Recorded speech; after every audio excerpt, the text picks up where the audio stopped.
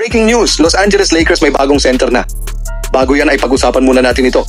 Bago pa magsimula ang game ng Lakers at Jazz, ramdam na ang excitement sa loob ng arena na tila isang playoff atmosphere dahil inaabangan ng lahat ang debut ni Luka Doncic sa Lakers. Sa huli, hindi binigo ng Lakers ang kanilang mga fans matapos ang isang dominante at matagumpay na panalo.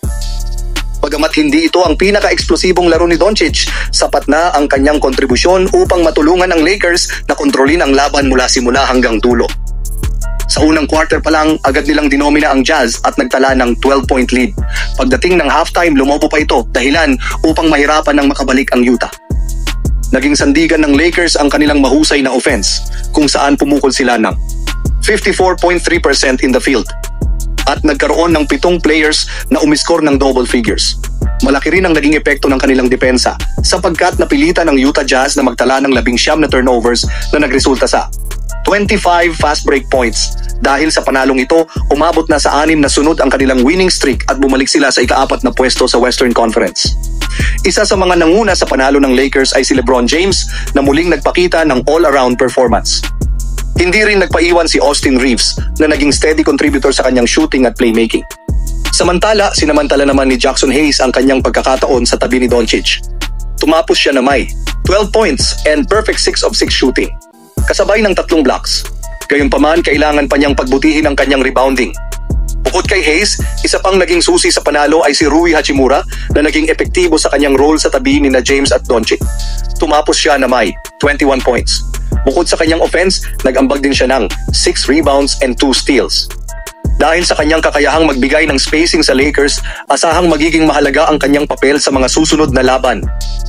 Dahil sa kanilang sunod-sunod na panalo, mas tumitindi ang kumpiyansa ng Lakers na makapasok sa playoffs ngayong season. Gayunpaman, kahit maganda ang ipinapakita ni Hayes, mukhang determinado pa rin ang Lakers na ayusin ang kanilang pangmatagalang pangangailangan sa sentro.